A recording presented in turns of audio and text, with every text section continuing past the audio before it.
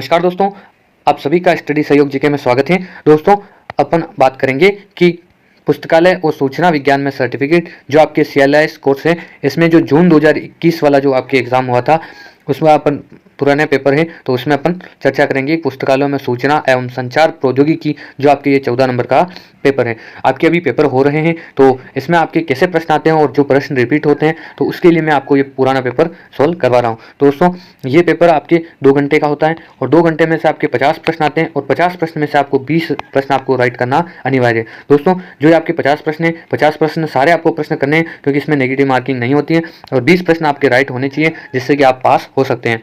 तो चलिए अपन स्टार्ट करते हैं दोस्तों।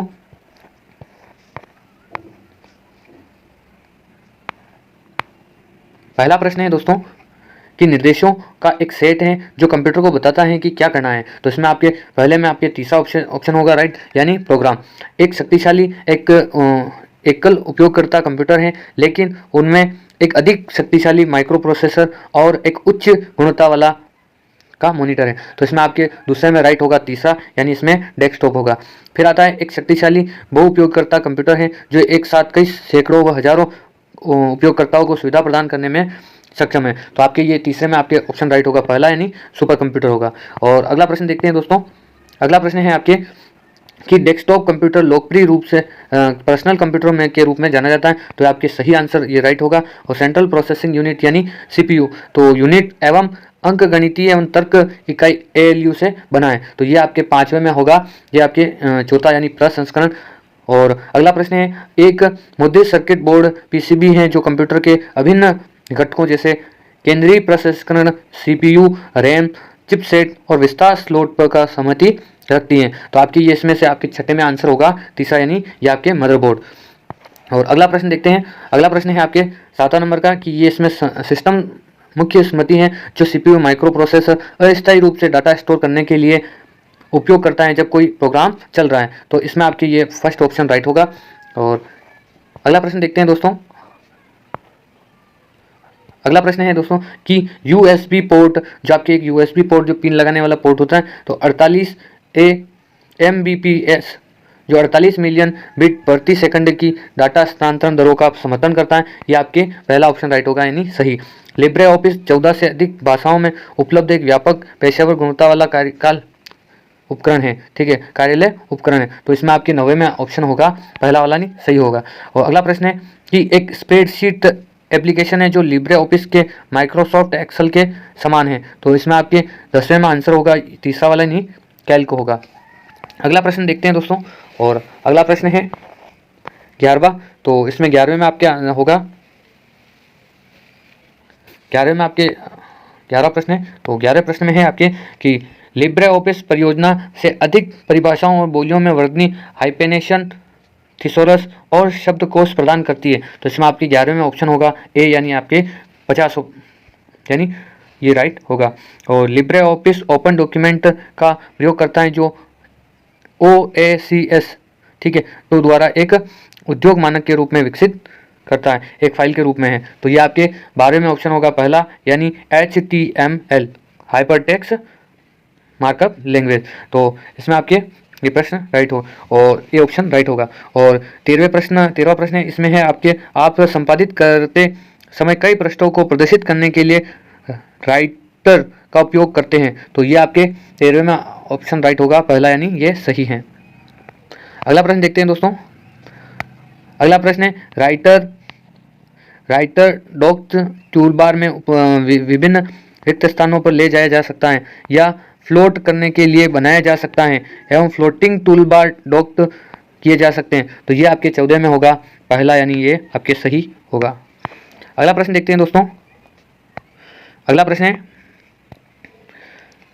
प्रश्न है 15वां नंबर का कि यदि मेल मर्ज में उपयोग की जाने वाली जानकारी वर्तमान में एक प्रारूप में है जिसे लिब्रे ऑफिस सीधे एक्सेस नहीं कर सकता है, तो आपको इसे फाइल में परिवर्तित करने की आवश्यकता है।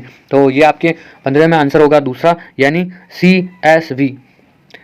एक अधिग्रहण उप प्रणाली 4 बुनियादी संचालन करता है जो प्रलेखों का चयन, आदेश और परिग्रहण करता है। तो इसमें आपके 16 में आंसर होगा तीसरा, यानी प्राप्ति। अगला प्रश्न है समान वस्तुओं को एक साथ समूहित करना है।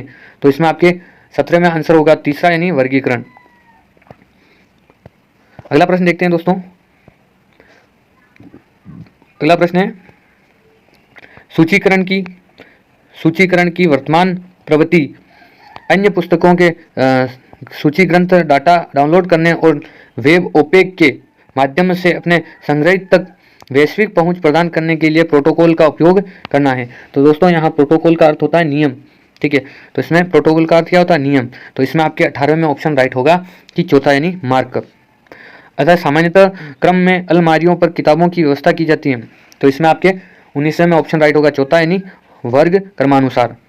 अगला प्रश्न है RFID रेडियो फ्रीक्वेंसी आइडेंटिफिकेशन आधारित परिसंचरण प्रणाली में 3 घटक शामिल हैं, एक टैग, एक रीडर और एक क्या होता है? तो इसमें आपके पूछा है 20वें में है, ये आगे होगा आपके एंटीना। अगला प्रश्न देखते हैं दोस्तों। अगला प्रश्न है आपके 21वां कि आधुनिक पुस्तकालय प्रबंधन सॉफ्टवेयर वर्ल्ड वाइड वेब के माध्यम से ऑनलाइन अधिग्रहण और पत्रिकाओं की पहुंच की सुविधाओं के साथ क्रमिक प्रकाशन के नियंत्रण के मोड का समर्थन करता है। तो आपके 21वें में होगा दूसरा यानी आपके सहायक। अगला प्रश्न देखते हैं दोस्तों। अगला प्रश्न है सोल पैकेज अहमदाबाद द्वारा विकसित एक कार्यालय स्वचालन सॉफ्टवेयर में 5 मॉड्यूल शामिल है जिसमें से 4 परिचालन उप प्रणालियों के लिए हैं। तो इसमें आपके 22वें में होगा, ये सही होगा।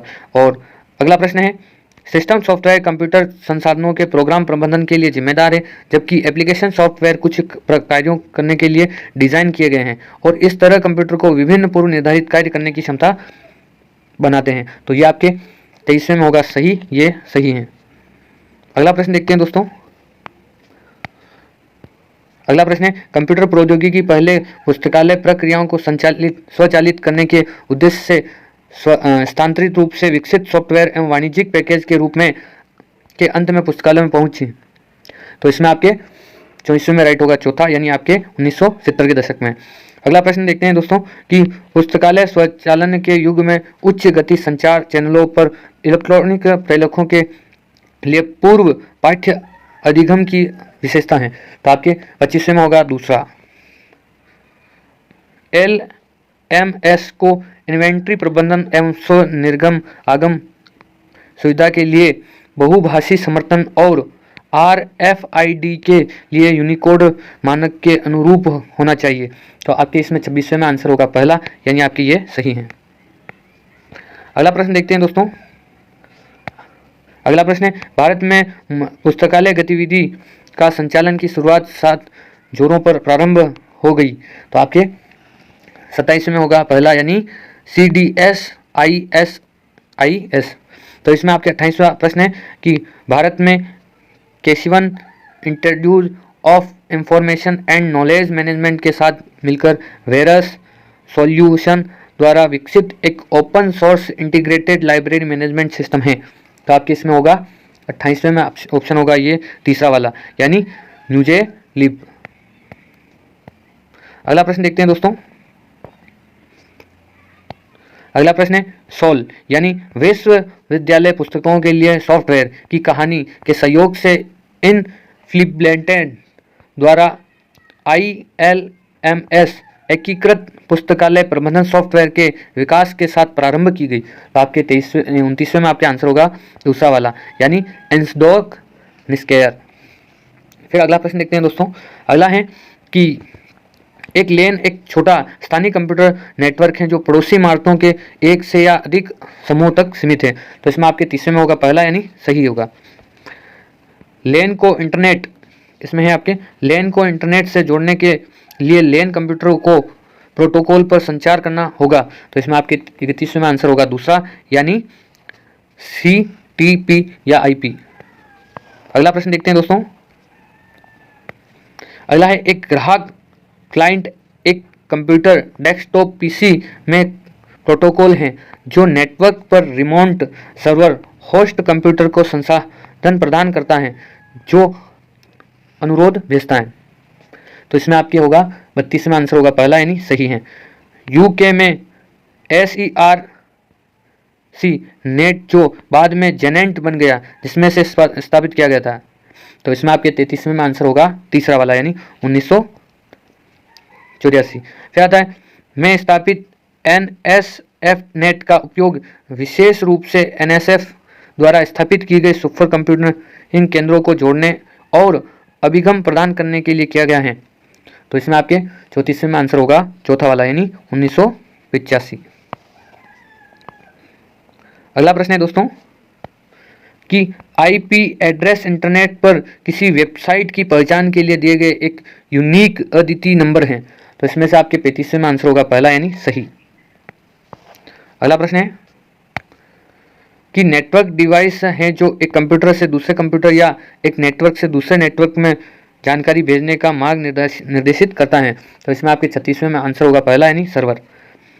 वेब 2.0 पारस्परिक सामग्री साझा करने और ऑनलाइन सेवा वितरण के लिए इंटरनेट के उपयोग को संदर्भित करता है। तो इसमें आपके 37वें में पहला सही होगा। अगला प्रश्न है कि एक आवेदन प्रोटोकॉल है जो प्रोटोकॉल के TCP/IP स्विच के शीर्ष पर चलता है। तो इसमें आपके 38वें में आंसर होगा पहला यानी ये TCP/IP। अगला है इंटरनेट प्रोटोकॉल का उपयोग करके फाइलों को एक कंप्यूटर से दूसरे कंप्यूटर में स्थानांतरित करने का मानक है। तो इसमें आपके आंसर होगा तीसरा यानी AFTP। अगला है इंटरनेट पर एक सुविधा है जो एक व्यक्ति को एक PC से सर्वर में लॉगिन करके सर्वर के संसाधनों और कंप्यूटिंग शक्ति का लाभ उठाने की अनुमति देता है। तो इसमें आपके आंसर होगा तीसरा यानी TCP/IP। अगला प्रश्न है वेब निर्देशिका के माध्यम से अपने सूचकांकों का निर्माण करती है। तो इसमें आपके आंसर होगा चौथा वाला यानी कृत्रिम बुद्धि। एक कई खोज इंजनों तक पहुंचता है जिससे परीक्षा में सबसे व्यापक प्रतिफल होता है। तो इसमें आपके 42वें में आंसर होगा तीसरा यानी मेटा सर्च इंजन। अगला प्रश्न है दोस्तों नियमित रूप से बदलती है और ब्लॉग प्रविष्टियों, समाचार सुर्खियों, ऑडियो और वीडियो की तरह अक्सर अद्यतन वेब सामग्री देने के लिए एक प्रारूप है। तो इसमें आपके 43वें में आंसर होगा 43वें में आंसर होगा दूसरा यानी ब्लॉग। उपयोगकर्ता किसी भी वेब ब्राउज़र में वेब ओपेक में लॉग इन नहीं कर सकता, टैग लॉग ब्राउज़र नहीं कर सकता या खोज नहीं कर सकता। तो इसमें से आपके दूसरा ऑप्शन यानी आपके गलत है। फिर आता है इंटरनेट इंट्रूज एक बहु विषय है। तो इसमें आपके 45वें में आंसर होगा चौथा यानी हार्वेस्टर। अगला प्रश्न देखते हैं दोस्तों। अगला प्रश्न है कभी कभी ई संसाधनों में सिमुलेशन सॉफ्टवेयर आदि जैसे कुछ अतिरिक्त विशेषताएं होती हैं। तो इसमें आपके 46वें में आंसर होगा पहला यानी सही है।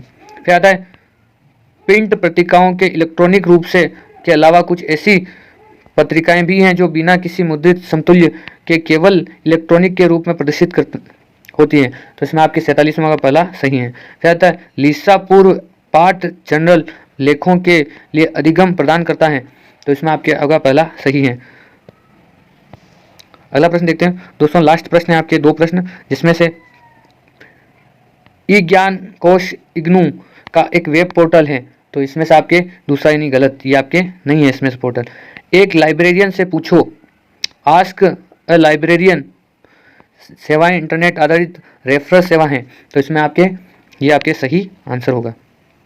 दोस्तों मैंने जो ये 50 प्रश्न करवाए हैं तो आशा करता हूँ कि इसमें से आपके वापस प्रश्न रिपीट जरूर होंगे और आपको ये 50 प्रश्न समझ में आए होंगे।